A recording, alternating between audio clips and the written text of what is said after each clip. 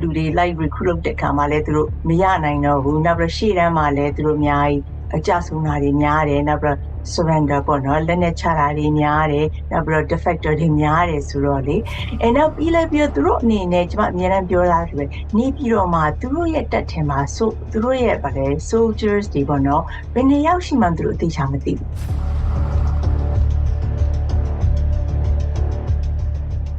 1027မှာကြတော့ပေါ့နော်ဒီဥစ္စာ tipping point ကိုရောက်တယ်လို့ကျွန်မအစားတွေကပြောထားတယ်။ရာတိတိတာတာအဲ့ဒီမှာစပြီးတော့ဒီနေ့တွေ့နေတဲ့ဥစ္စာတွေကလည်းဒီ tipping point ရောက်သွားပြီးတဲ့အတွက်ကြောင့်မလို့ဒီလိုမျိုးကြီးကြီးမားမားတွေပိုဖြစ်လာတာလို့ကျွန်မပြောလို့ရပါတယ်။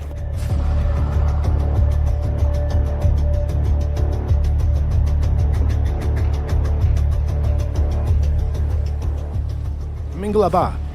For any Burmese language speakers tuning in today, we want to let you know that our Better Burma mission has launched 3 Burmese language podcasts: Myanmar Revolutionary Tales, Dark Era Burma, and Myanmar Peace, Women and Security. These programs can be found on our website as well as on any of your preferred podcast platforms. We invite you to take a listen. But for now, let's get on with this episode.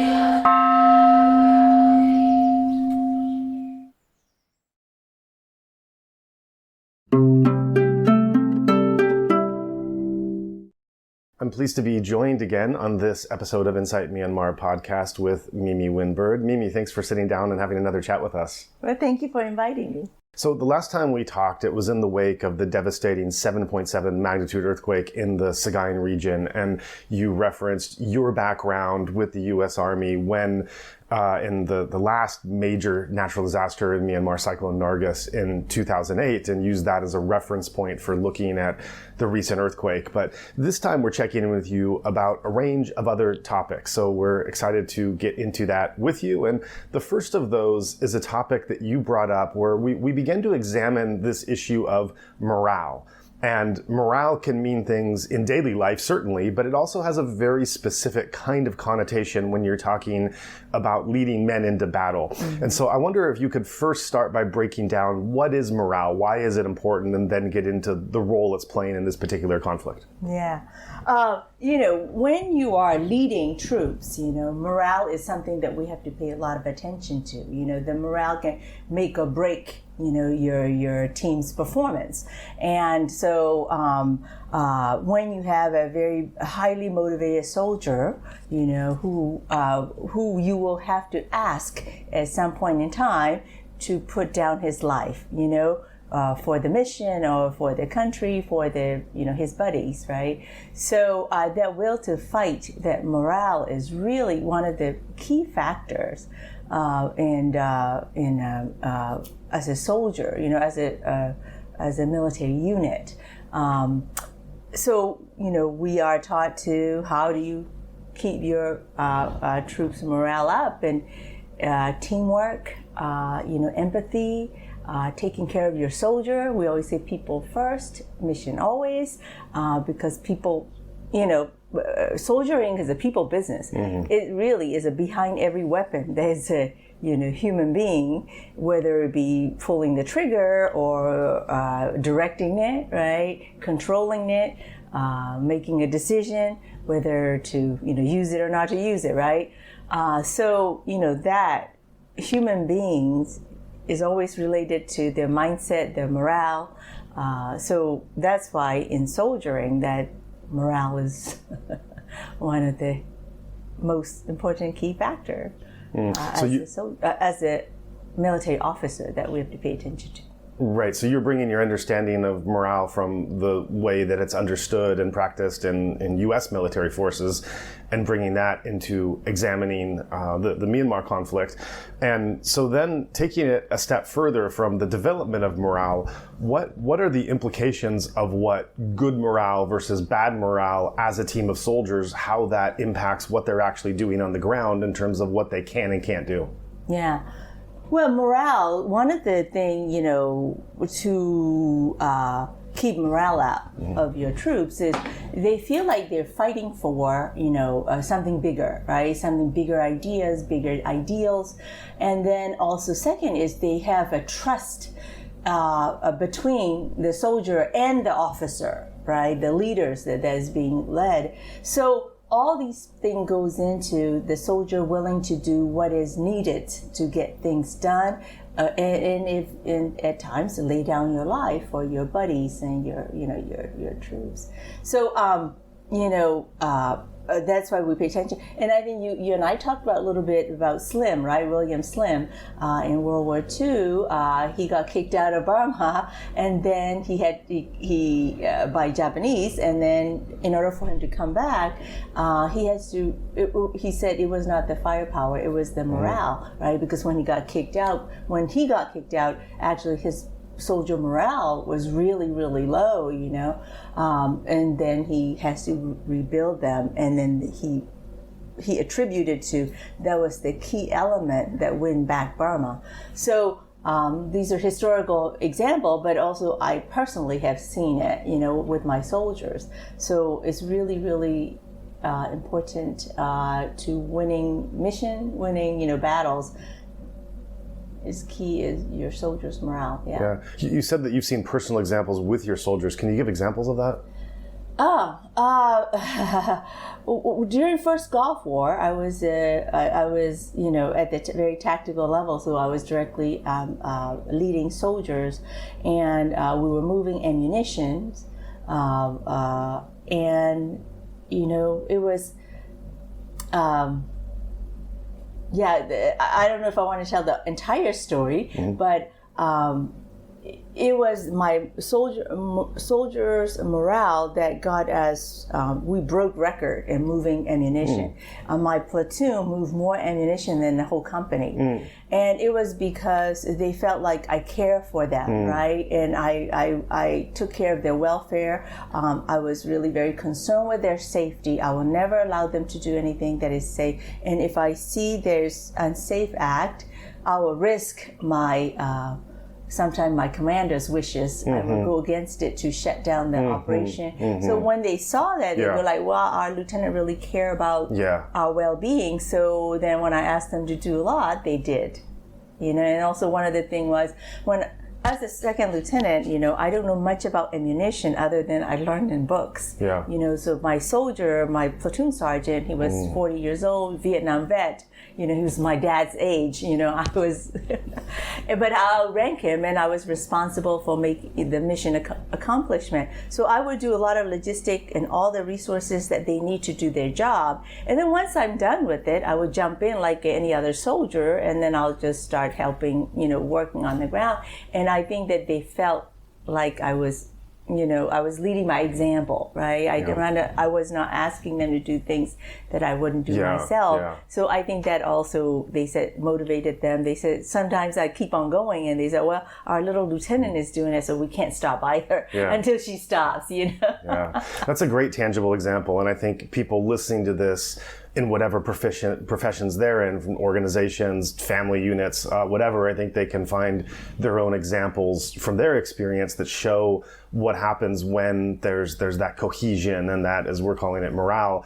Certainly for those who follow professional sports teams, you hear about that a lot in terms of what the coach is doing to bring a certain morale into getting the best out of his players that is taking shape. And I think, and I'm also recalling, I've read a number of Vietnam Vietnam War era books, and one of the things that stood out, a thread that I remember seeing from some of them, was the sense that there were some units where there were individual soldiers who personally did not like each other and sometimes even detested each other, but they would die for each other. Yeah. And I think that's something that's kind of a contradictory feeling that of someone like myself who's never been in conflict. I can read it and I can understand it, but I can't personally really know what that's like when how morale is a cohesion that brings together, willing to risk life for someone that you can't even sit down at a table with to share it, to break bread. Yeah. That's right. It's like brothers, you fight with each other, but if your brother get, picked on, you come to their side, right? So that type of dynamics going on. And then also there's bigger than self ideal, the ideas that we're fighting for. So those plays into the mix. Yeah. Right. And I also want to go back and underscore Slim. So William Slim was the British general who was commanding the British troops in, at that time, colonial Burma. And the British had, to give some context here, the British had really vastly underestimated the Japanese forces, and what has now been seen as kind of racist ideology of thinking that no Asian troop could possibly beat these this formidable British presence. But they were summarily, kicked out of Burma. They were famously the long trek from Burma, walking through jungles into India. There are numerous accounts of how arduous this journey was, and just having their butts beaten by the Japanese. And when they were back in India, in Slim's famous book Defeat into Victory, he spends an enormous amount of time talking about his strategies of being in India and looking to take back Burma there in World War II. And he does talk about tactics and strategy and battle and such, but what really stood out to me when I read it, it's a very big book, 500 pages or so, a very, very detailed analysis of the war and conflict and taking back over Burma. He spends so much time talking about the morale and talking about how he had realized that his troops had come to see these Japanese forces as these like superhuman jungle warriors that just simply could not be defeated. And they just had this mindset of the Japanese as this is, lurking in the jungles and hiding in the shadows and able to live off the land in the way that they had never had to. And so he spends a lot of the book talking about how he starts to build up his troops' morale, first in the training that they're doing in India, and then in the cohesion that he's bringing together before they actually do anything to go back into India. And then as they start to, or back into Burma, as they start to go back into Burma, he sets up very easy wins, skirmishes where he knows that they're certainly going to win, right? To show them that even if in one place you're able to beat a Japanese troop, it gives you the confidence, as you say, that like, oh, they're not superhuman, we can do this. And then as that morale starts to build, then eventually they take back over Burma and kick the Japanese all out. But this is a Burmese example and a historical example of one of the more noted and famous generals of World War II, talking about how morale was the central piece of regaining their confidence to beat an opposing army. So there's this, enormous historical and also relevant kind of precedent that we're calling upon. Yeah. Historic example, but it's based on human behavior, right? Yeah. Human mindset. So what was really true for the Slim and his troops is kind of true still today. Because they all humans and human behave based on their motivations and, morale, right? So it's still true today. So let's talk about today. Let's talk about, as someone as yourself coming from a military background, what are you seeing as the morale is played out from the opposing forces, the Burmese military, the different ethnic armed groups, and the PDFs, and those that you've come in contact with or seen from a distance? Yeah.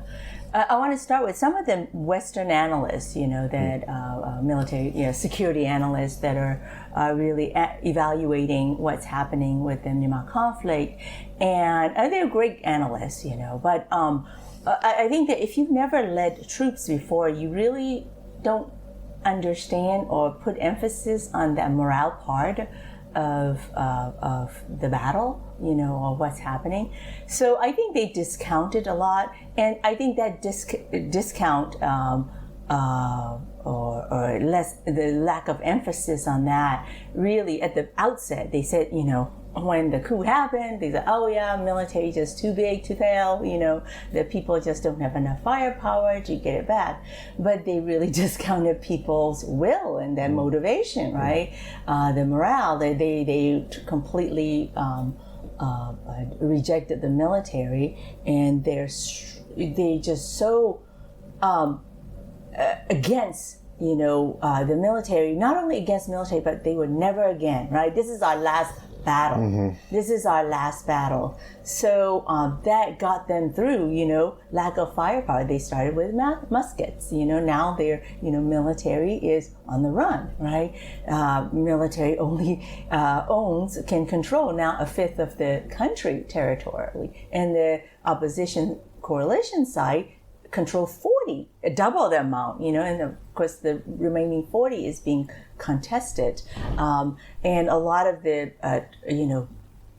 majority of the border area, right, international borders are under the control of the coalition, not under the military anymore. So, and military continue to still have, firepower, help, provided by the Russians and the Chinese, whereas nobody ever come to help the opposition, the resistance side. But what is the difference? It's the morale. On the military side, the morale is at the bottom, because one, they no longer have that purpose, right? The big mission or the big ideal. What are they fighting for? They're fighting to keep a small group of people in power who has themselves oppressed them. Yeah. Right? If you're a frontline soldier, you don't get enough ration, your family don't get paid, you don't get, all that stuff. Whereas meanwhile, they're living in palace. All the leaders, military leaders and cronies are living in palace, and barely they could even have food and water in the front line. And they don't care about their families. So that's really is a morale killer. And then, but on the people side, I go around and I talk to, PDFs, say, ethnic groups, and they're still absolutely determined. And they said, this is our last fight. This is our last fight. Even nearly 5 years on, you're still hearing that. 5 years on. It's absolutely. They're still really highly motivated. And highly motivated soldier has such a big asset. It's, I would say, biggest asset for a military unit. Yeah. So this is being underestimated, in your opinion? Yes, I think they're underestimated largely. And that's why they all, But, I don't fault them. They may not have led troops, and, I have a different perspective because I've led troops. And I think this is something that's also being largely missed in the Myanmar story, especially by non-Burmese speaking media. And we've had guests on our platform, both Burmese and foreigners that are on the ground there. And one of the things that they've emphasized, which I've not really heard in other context or other reporting, is they talk about the sense of joy. They say that I really wish you could be on the ground and feel the sense of joy and camaraderie and good feeling that's among these groups. And I think when that's a little hard for us for those of us to imagine or understand that are a bit removed, because we hear about the airstrikes and the the Russian influence and the atrocities and everything, and just the hardships and everything else. And so I think that's something that can be overlooked among all these other devastating stories that are coming up. I don't know if I would say joy, but when I have spent time with those guys, right, they had this sense of brotherhood, a sense of camaraderie, right? We're in it together. And because humans are social animals, right, that brings a lot of, comfort and strength for each other. Right, when they come together. So I see that. But also, but that is another piece is that I think Burmese people, to include, when I say Burmese and Myanmar, people that live in Myanmar, they have a lot of sense of humor. And I think that there's a whole ecosystem in the Burmese speaking world that is happening, and I don't see that in Ukraine environment. it's just all these comedians, they're just so funny.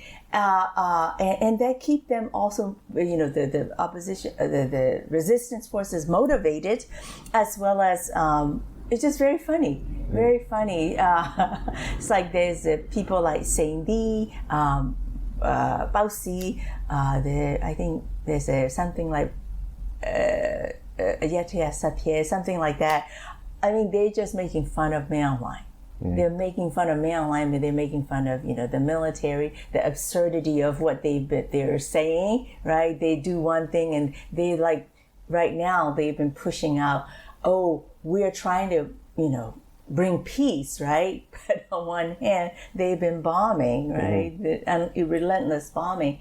And those guys point those out in a very funny way. And then there's also a whole group of young men, young people that has their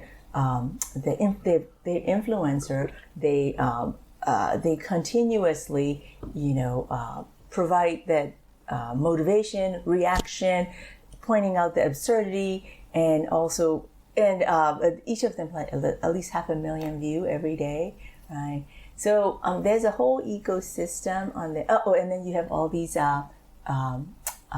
former combatant, the defectors, and they also are providing the insight into what military is thinking, military is doing. And so all that's happening, and that's also another piece of defectors. Defectors provided a lot of insight into the Myanmar military. Not only intelligence, but also insight, right? And then people are able to reuse it. Because in this particular uprising, particular revolution, I mean, unprecedented large number of defection. So that provided a lot of insight and intelligence to the resistance forces, and that gave them advantage. Yeah, I think that ecosystem is really fascinating also to talk about, because there's a way that this is being understood within Burmese language, obviously, in those environments, and then those that are getting their access of information outside of Burmese language in various forms, in formats in English. And as we talked about before, this reminded me of those early days after the protest with the memes, and that there were a lot of signs that were being held that some of the foreign audience didn't quite understand, because the memes were so creative and inventive, and it would take so long to unpack them. They related to different sayings or expressions or metaphors that every Burmese would know, but just needed to be unpacked to be able to understand how you were using this particular piece of language to describe this particular event that just happened. And so also with this ecosystem of commentaries and influencers and comedy and everything else, I think there's a lot there that needs to be unpacked. And I also think this can't be underestimated. I think that this is a new form of media, a new form of expression, a new form of engagement, and that there really is a way to carry a message and to influence people through this. And so I wonder if you can get a bit more granular in terms of this ecosystem in ways that those of us have not seen or accessed or understood, and give us a few examples that stand out of the kind of inventive and insightful, creative, humorous, etc. way of engagement that this ecosystem is operating.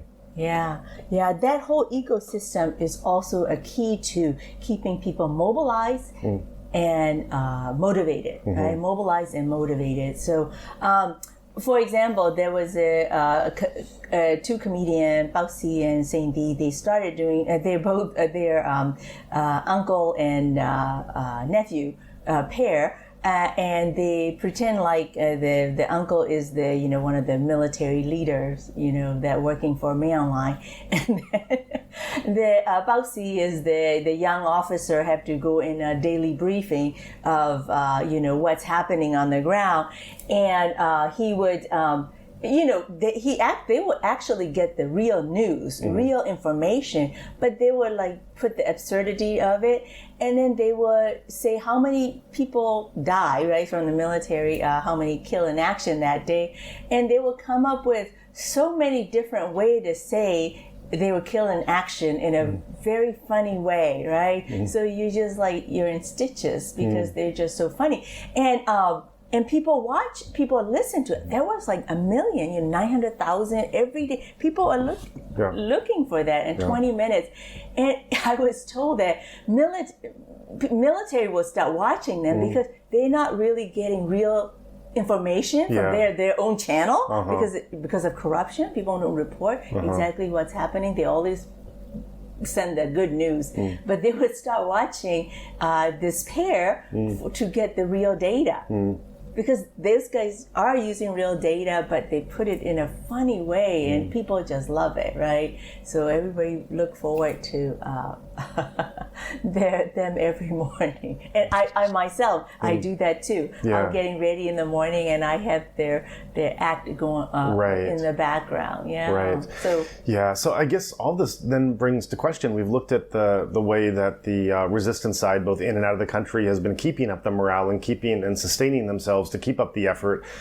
From the military side, the picture that you paint, and certainly what we hear otherwise, one is left to wonder, how are they even hanging on this long when their own soldiers are being so suppressed and so unhappy? The morale is so low. They're not getting the right information. They're being put in hostile environments where they're hated every day, et cetera, et cetera. We could go on.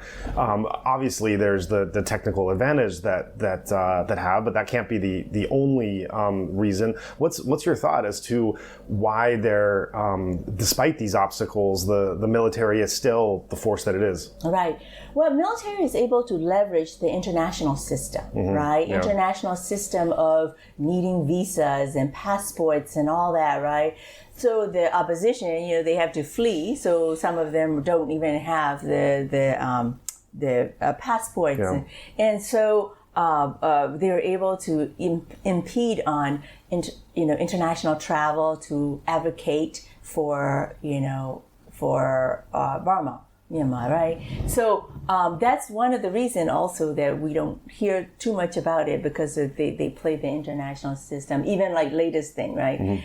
With President Trump sending Myanmar letter on with the tariff announcement, so they were able to use it, and they've been spinning and saying that is he's a legitimate leader type of thing. Yeah, so that's one. And then of course China and then Russia helping them with weapon, and also even the neighboring countries, to a degree, they're bounded by international rules and tradition, that they won't engage. They engage more with the Naypyidaw than with the NUG type of thing, so that impede on some of the resistance ability to maneuver in the system.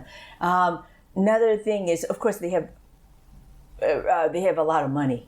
They have money, and they use that. And what else would they have as an advantage? Oh, yes, they've had several people that are Western trained, Western educated, but they are able to present themselves as some type of neutral analyst. And I think those people are a lot more dangerous than the Myanmar themselves, and they have infiltrated into various Western governments and think tanks, and so they kind of make the international community confused. They sanitize. They sanitize. They spin. Right. They take a little bit of truth and then they would spin it. So then for those governments and people that are not paying that much attention to Myanmar, and they seem sound right, right, and then so it kind of muddy the water. So when somebody like regular analysts are providing real true situation, and those guys come along and acting like they are really neutral analysts, and then they will muddy the water, right? So then it's like, oh, it's so complex, and that's like, oh, Burma is so complex, we better not do anything, it's safe not to do anything. But in fact, it is complex, but if you pay attention, there are many areas that you can really intervene, or entry points. Yeah, and this is where I'd like to give a shout out to Ana podcast. They used to be they used to do podcast episodes on Burma. I think they haven't done that recently, but they've shifted to taking articles that English articles that appear in Western periodicals that are, as you say, presenting a certain kind of sanitized picture. But what's for those that are in the know, what's especially interesting about the articles that are being written is what they leave out and what they and the way that they write things. And they will take these articles, these suspect articles, and they will break down paragraph by paragraph what is being missed, the assumptions that are being made, the misinformation, the choice of words. I mean, this is a conflict where, and Myanmar's always been this way. Myanmar, Burma has always been this way of what words and what terminology are you actually using, that they will break down what the stories they're telling and the words they're using to indicate a certain kind of version, which differs from the actual reality of it. And as you say, muddies the water. So I definitely want to give a shout out to listeners to check out what Ana is doing and breaking down some of these faulty articles, we could say. Yeah. So many of them will try to do a false equivalency. Right. Oh, both sides. Yes. Both sides killing. I'm like, it drives me crazy because it's not about both sides. Yeah. The military has been bombing a school on purpose, right? It's not indiscriminate killing. It's very targeted killing. Targeted killing of children. Targeted killing of, an innocent civilian. Because, one of the interview, I think it was in Al Jazeera, their spokesperson, Zominto, but everybody call him Zomelo, like a black little ball. Again, the funny Burmese humor. But he specifically said, that he was asked that bombing of the school, and he said that pretty much, he said, it's justified because they thought there was a PDF in there, and there was nowhere, PDF was nowhere near it, right? So you think it's okay to kill the children if they suspect, not even confirm there was a PDF, People Defense Forces in there. So, it's not about the same. So they never call out specifically the military stop bombing. They would say, both sides should stop the violence, right? And then the other day, they were talking about some of the PDF, human rights violations. Yes, you have in war, right? You have these isolated rogue element on the, the resistance side or the revolution side, but it's not systematic. On the military side, that is their mode of operation, operandum, right? It's systematic. They use rape, they use burning of villages, they target civilians. It's their, normal way of doing business, right? On the, the resistance side, you will have the rogue element, a unit, but most of the time is a small group of people doing that, and it's not condoned. And then, with giving NUG limitation, they still try to address that. Military never address anybody. All the killing. They never once addressed that. Right? So it's not, but they try to present this group of people, that it, wolf in sheep clothing, trying to present it as both sides. Yeah, and I know another part of this that you've been engaged in, which I just referred to a little bit a little while ago, is this sense of terminology and use of language, and that language uses can, just by using a certain term, can give an indication of positive, neutral, or negative. And so can you give, and I know that you've tried to call attention to certain words and being how they're used. In some ways, this has been taken up by the larger movement. For example, Tatmadaw is not a word we hear so much anymore. We hear alternatives for that. Civil war is another one that's been broken down. Shadow government is another one that's been called into question. Can you also break down other words that you've been trying to call attention to? Those are the key words. And then, of course, the resistance forces or revolutionary forces, instead of, they call it rebels. you know. And then back to the word civil war. Civil war made it sound like two groups of people fighting, yes. right? But here it's not civil war. I would say internal conflict is more, I think, more descriptive, because everybody fighting against this one small group of dictator, right? The violent criminal gang, really. And that's one of the reasons we don't call Temedor, which is a very honorable, honorific feel to it, but it's no longer that. It's not only professional military, it's not a professional military anymore, and it has become more of a militant criminal gang, and they behave like it, you know. So the rank, or the Temedor, which is for a very professional, honorable organization, and also the ranks. You know, people call General Mie, like I never call him anymore, because that his behavior and his characteristics are not of a general, right? So we don't call him General Mie anymore, right? So that type of stuff, Right. So then as we're talking about like morale, which relates to messaging, we've been talking about some of the messaging that's happening in Burmese language between diaspora and those that are on the ground in the resistance and revolutionary forces. And we've talked about the use of words and how that relates to messaging. Another part of messaging is narrative. And this is something very important to me, because I think this is what our platform is so invested in, is this act of storytelling, this ability to move beyond pure facts and figures of an information dump and be able to weave them into a compelling narrative, which as we're speaking in English, we're speaking to an English-speaking crowd, even though many of our listeners are Burmese, but speaking in English, using, being able to put these things together to tell a story. And so if we back up and look overall at some of the overall messaging that has taken place, whether we're looking at activist groups, diaspora groups, NUG, policymakers, academics, whatever it is, when you look at the messaging and the narrative that's being told in English from about what's going on in Myanmar to the wider international community, what are your thoughts on how that messaging and narrative structure is taking place as a means of informing and also bringing engagement? Yeah. I think that the messaging has been largely, Myanmar as a basket case, right? It's complex, it just, can't be solved. Or the people are just victims. But there's a story of amazing resiliency and creativity, and, they did something that is impossible.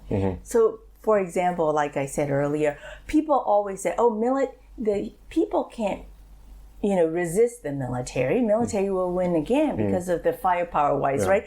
Most of the PDFs, even in some of the ethnic armed groups organization, the new soldiers are like my kids' age, right? 20-something. They were playing video game, the day before the coup, and then now they are they have to be a freedom, the resistance fighter.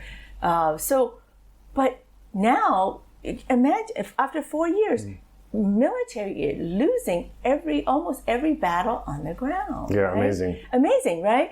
What an amazing story. I know, right? They came up with modifying these agricultural drones, right? And the military tried to shut down all the communication. They figure out a workarounds to it. And then they're using their social media to mobilize people, provide technical assistance, warning people, all kinds of stuff. What an amazing story, right? This is resiliency, human ingenuity. Human spirit is there, and I wish that we can talk more about that. What the people of Myanmar has done. Why aren't we then? Yeah, exactly, right? So whenever I talk to people on the ground, I'm just awed. Yeah. I'm just inspired. Yeah. And also the diaspora.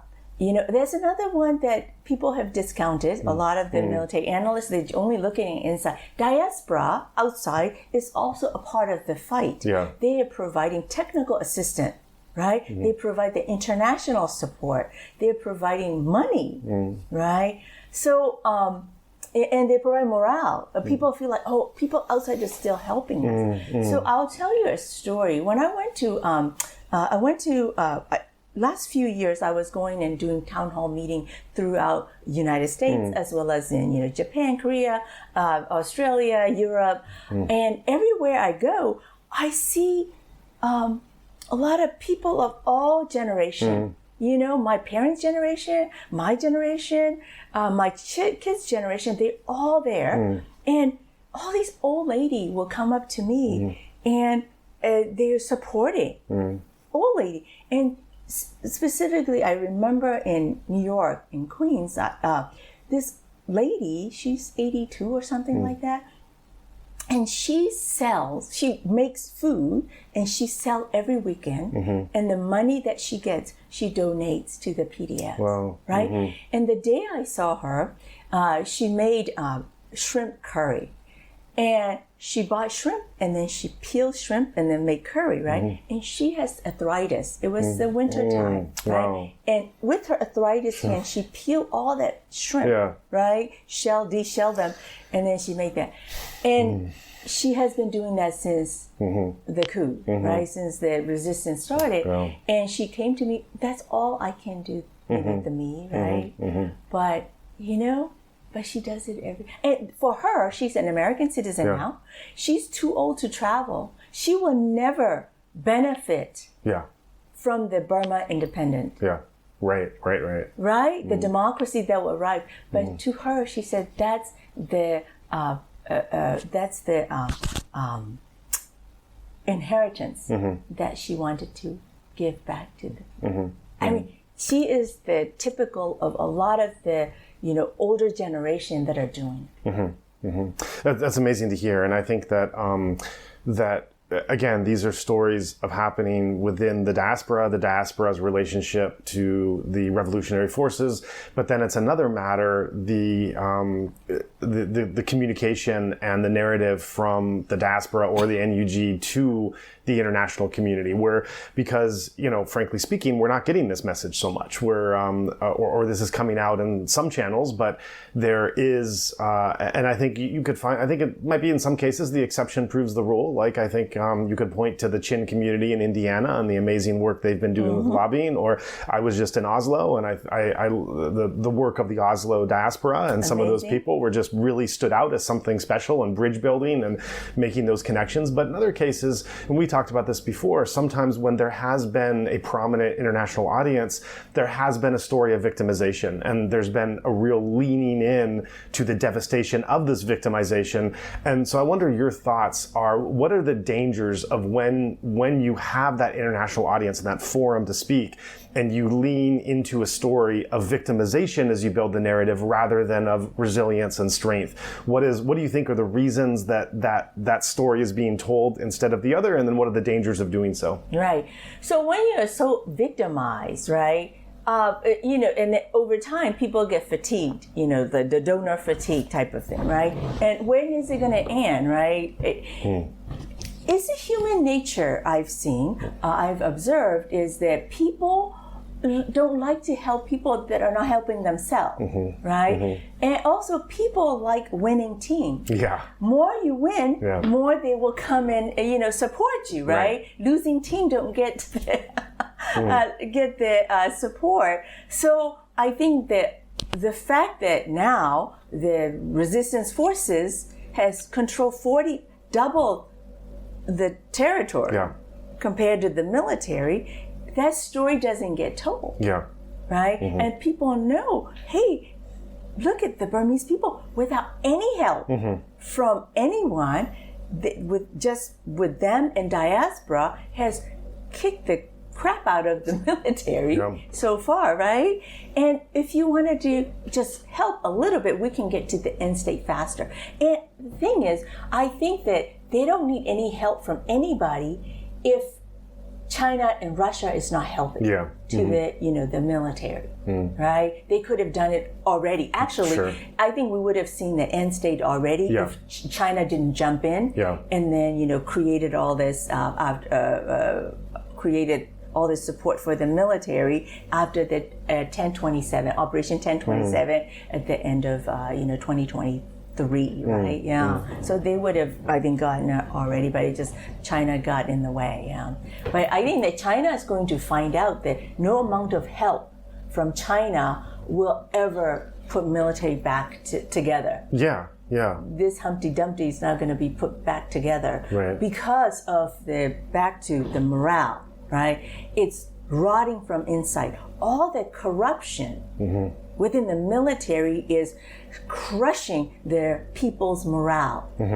So that's why they had to go out and do this forced conscription, right? Where they have to abduct people, right, to pull into the military. Abducted soldier is not an effective fighting soldier. No, you know what I mean? So, and all the, they don't care about their people.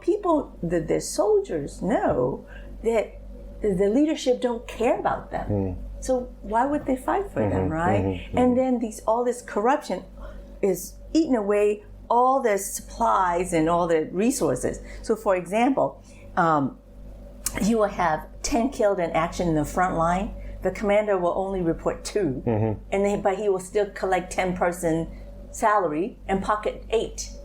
But meanwhile, you have no idea that you don't have 10 soldiers. So any given moment in Naypyidaw, they probably don't know how many people they have. And if you don't have that, you can't fight. Yeah. You know what I mean? Right. So right now, these abducted soldiers are just a bullet stopper in the front line.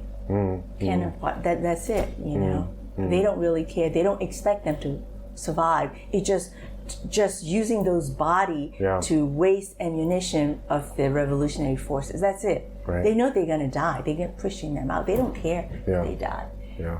They just stretch And then going back to how we started this conversation with morale, that's also one of your arguments, as we talked about before this recording, that you felt that while some of the security analysts that you were reading might be correct in describing, some of the tactical and some of the tactical losses, we could say, of the resistance forces, what they were discounting was where morale plays into that. In other words, that yes, you might have this loss. We're not discounting or sugarcoating what this loss means and how it's not what was expected and it's devastating and you have to regroup. But after that, the thing that's being missed is that when you have the morale, it allows you to push beyond. You have a plan B, you have a plan C, you have a plan D, and so you're constantly able. And because you see it as a last battle, you're constantly able. You have the camaraderie of your brothers that you're fighting with.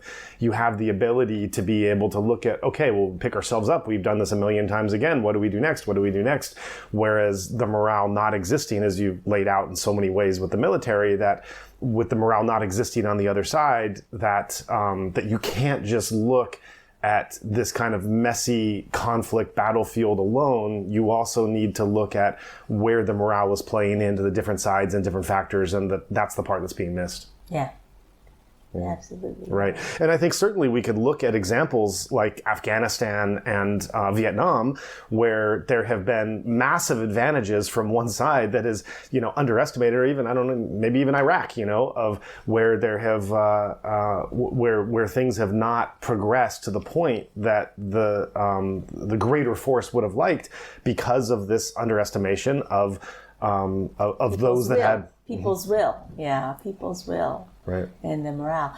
So even like in, for China, it's surprising that they don't think about that. Yeah, right? Yeah. Because Kuomintang, KMT, got all the help from the United States. But it's the people will that wins the day. Yeah. So if China will think back in like their own history, like, scratch, their head and so like, maybe we're on the wrong side of history right now. Yeah.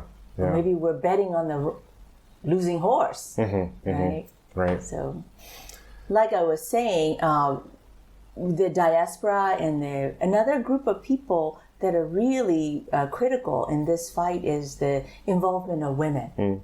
Is unusual amount of women are involved. In the past revolution, if you have like 5 or 10%, we would be very, very lucky.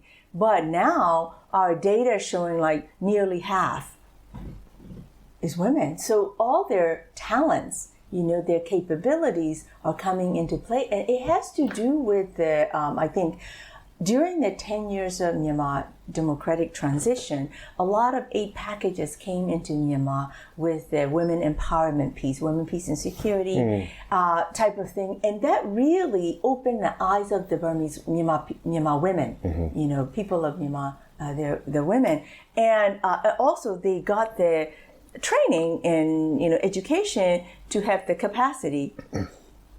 So when this after coup happened, they feel like they don't want to go back to the day of, where military dominance, male dominance, and then also they feel like this relevant to them, and they think they can do this, right? They have the capacity to do this, and so that also play into the equation, when you're comparing to the previous, the uprising and then the current Spring Revolution, is that mix as well. I think that cannot be discounted either. The involvement of women in there. Yeah. And then also more women involved. I think we need to have more women at the decision maker level and at the table.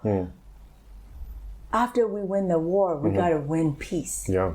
And we know from many studies when women are involved at the table, peace table, then the peace, is a higher chance of getting that peace, and it is also long lasting. Do you think the men on the revolutionary side are ready for that from what you've seen?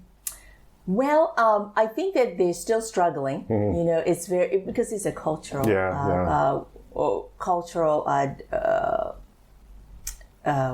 what would you call it? It's a cultural way of thinking. Yeah, way of thinking, barriers. Yeah. Because when men and women came in together and they got the trainings together, right, at the outset of the revolution, but so now they're becoming trained, resistant fighters, and it's the men that ended up going to the battles, and women are like, hey, we want to go, and they would say, no, you stay back, or you take care of the rations or supply. But there are women that really wanted to be a real soldier, and many of them left the revolution because they got frustrated. Because they joined the fighting force because they want to be soldier, but they got trained together. But then when the time comes, and I keep on telling the men, you lost a very valuable soldier. Absolutely. Wait, this motivated soldier, right? Yeah. It's just you lost a lot. So what our data was showing, at the beginning, outset, there was 65% of the movement was women, and we're down to 37. Wow, that's a huge loss. Yeah, huge loss, right? It's still higher than previous, but that's a lot of loss of labor and talents. Yeah, and no reason for it, really. Yeah, right. So we really need to do a better job in integrate more women into it, not because it's something ethical or whatever, but it's actually real. Yeah. It's if we want to win peace, we even more need them more.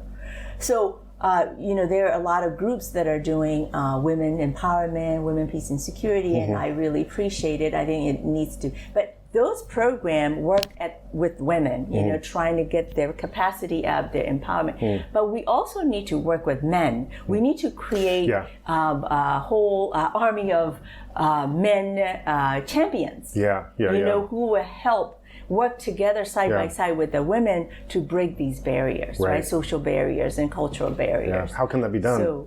So when you're working at these gender workshops, it's gender. It didn't say women, right? So then bringing both men and women together and help them,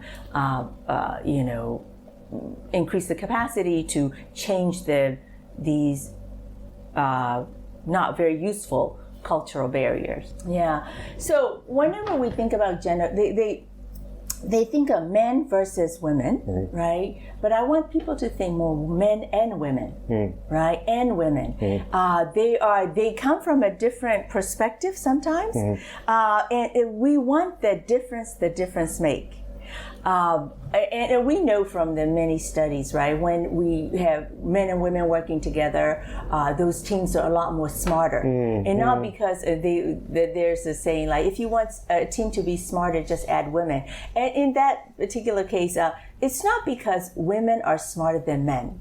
And actually, when women come into the team, they just bring different perspective. So then you have more options. Right. If you can't work, if all men just work looking at the option 1, then when you add women to it, then you start to have option 2, 3, 4, and like, oh, okay, if we can achieve with option 1, we can go to option 2, option 3. Of course. So that's why it becomes quote unquote smarter. Yes. But it's not because women are smarter. Right. You just have more options. Right. So in a complex system, what's happening in Myanmar is it's a complex system with multi-dimension. So when you have women coming into the decision maker level, you start to see different angle, different, domain, different.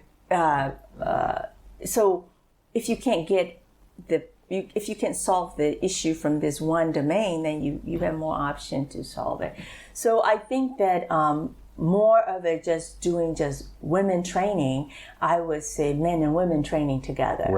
Right. So when I have to give training now, some people will ask me for training. I would always say, I want men and women Nice. there. I wouldn't do just all men or all women. I'll do men and women. And how is that? How do you find that? It's difficult. Really? It's difficult. How so? Yeah. But I would, because of, especially when we started out, 65% women. So I said, I want to see my team, the people that I'm training to be 50-50 men and women. Now it's down to 37%. So I'm back to like, okay, I need at least 30% to be women.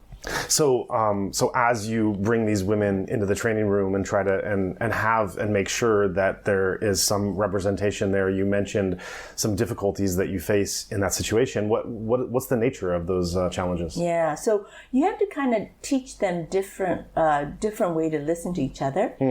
So, for example, men, because women see the environment differently than men. When women bring something up, the men will say like, what is she talking about, right? There's nothing to do with anything, right? But it may be, that's their blind spot. Because it's their blind spot, they're not saying the same thing as they are, they would dismiss it. But that may be the key. Right. So I'll go back to Osama bin Laden, right? My understanding of this whole thing is that there was in the compound that Osama bin Laden was living in, Pakistan. The first thing they realized was the milk consumption, right? The amount of milk that being delivered didn't jive with how many people that would be living there, right? And we know that there was Osama bin Laden had many wives, so that's why he has many children. So understanding the milk situation, right? And that would be most men may not have, think about milk, right? But I think that, I'm not sure it's a woman or not, but that something like that, right? To paying attention to something that seemingly unrelated, but that may be the key. That's awesome. Yeah. Same thing with the the India's space program. I don't know if you've heard of it. When it went to the I think it was to Mars. Mars program. I'm not an engineer, so I may not describe it accurately or as well. But my understanding was, they had a rocket. When they clear the atmosphere, it keep on burning, right? To clear it, they had to put extra boost into the rocket, and it just too much power, and it ended up burning the vessel, and it was all men working together to do that. And there was female engineers, but they weren't really allowed to, make decision and get involved. But eventually, after several fails, this one woman pushed herself to, get people to listen. What her theory was, they call it puri theory. She was cooking puri with her daughter, and puri, I guess you have to have the oil really hot, and then you put the puri in and you turn it off, because if you don't turn it off, then puri got burned, right?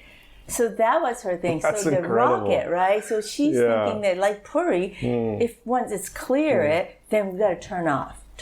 Yeah.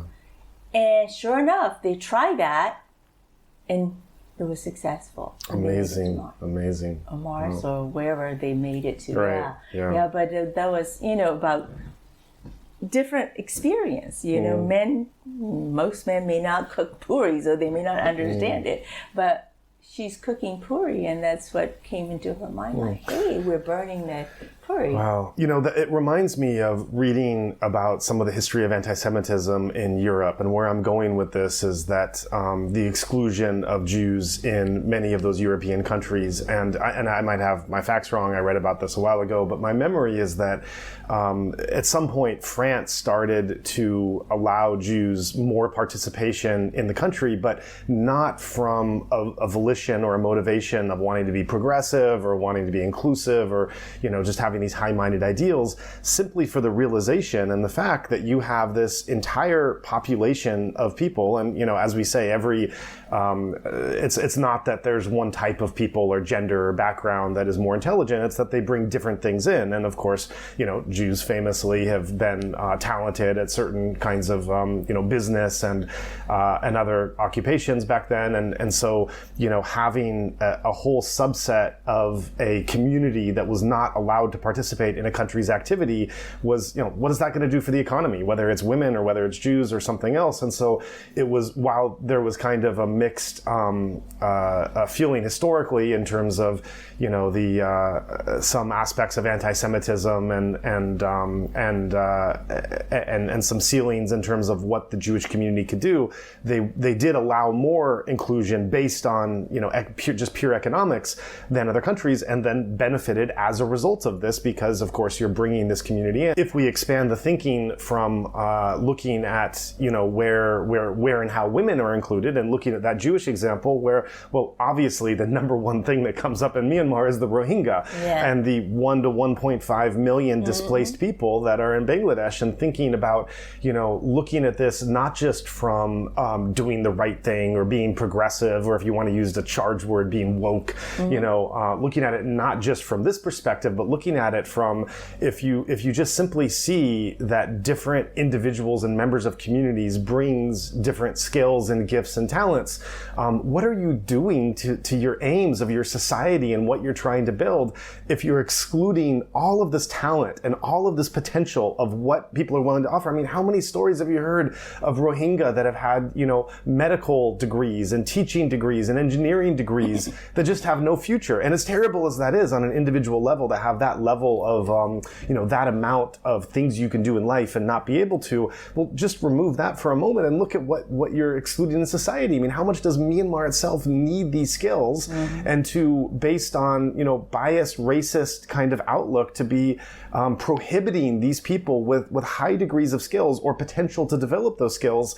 It's this broader way of looking of just how you can access the most talents of the most people to be greater than you are. Yeah. Well, in the U.S., right, that has been the strength is like different people, pulling different talents from different populations, and that's what make America,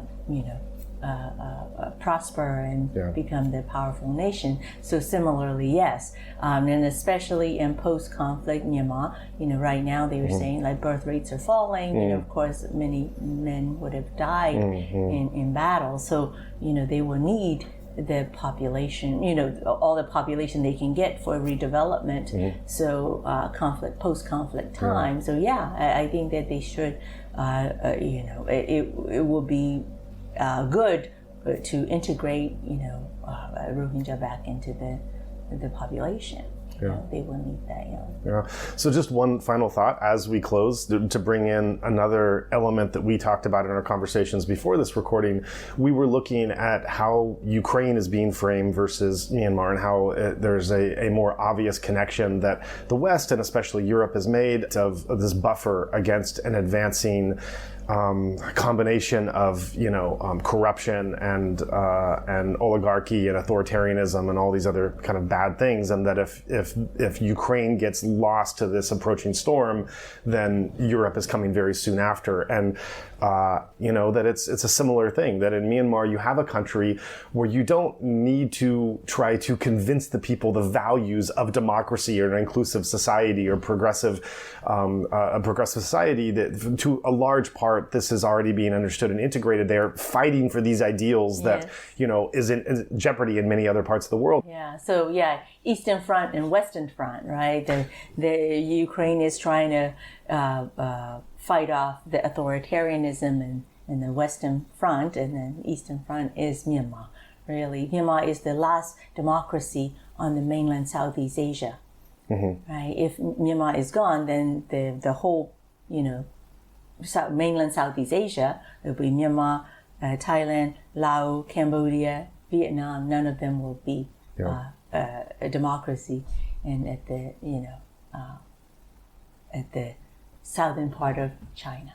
Okay? So I think that people should pay attention, as well as I want people to know that Russian bombs and bullets are killing Burmese as well, Myanmar people as well, not only in Ukraine, but it's over here. And I mean, we've seen, Russian trainers, training the Myanmar pilots inside in Naypyidaw and wherever.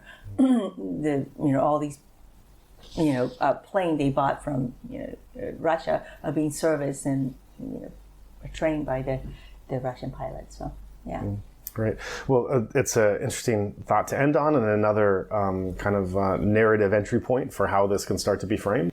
Like I said, I think that Myanmar is strategically important in Southeast Asia, and they have forgotten because it's the, any major powers that want to control Asia, they always needed Myanmar, right?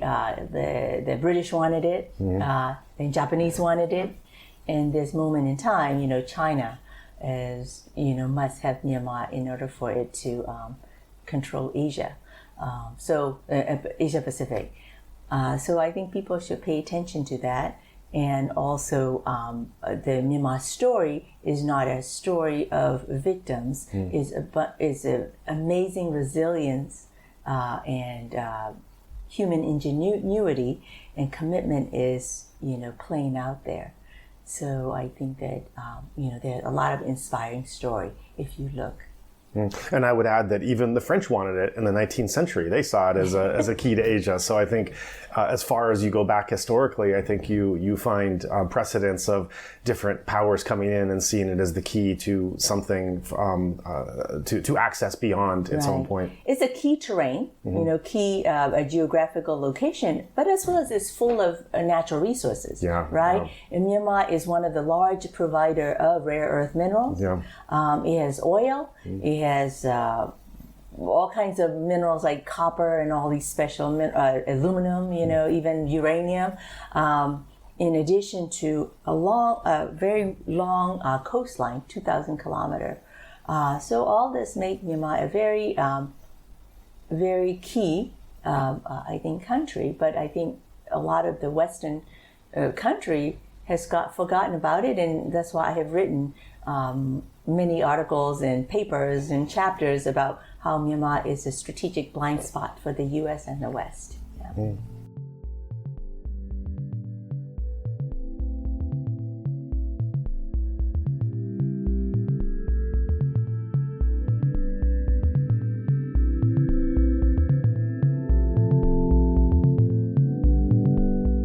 We're glad to have had you with us for this episode of Insight Myanmar podcast.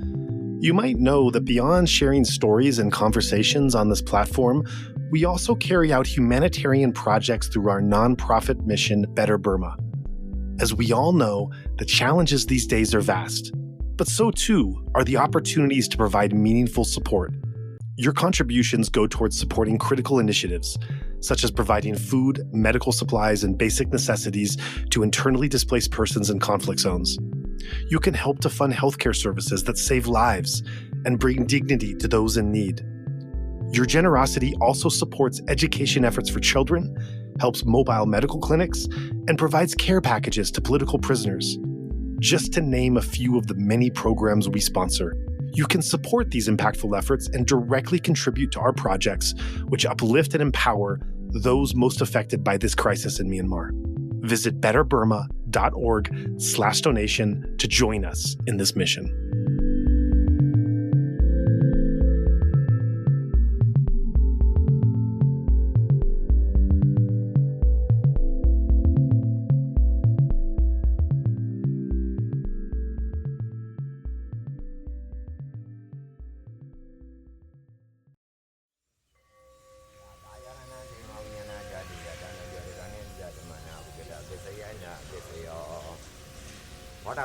Nangaya unyana dadu ya dalam dia diganin zat mana we kada besayana besayo hoba yarana da yarana ngana yarana ya da yarana boda ba yarana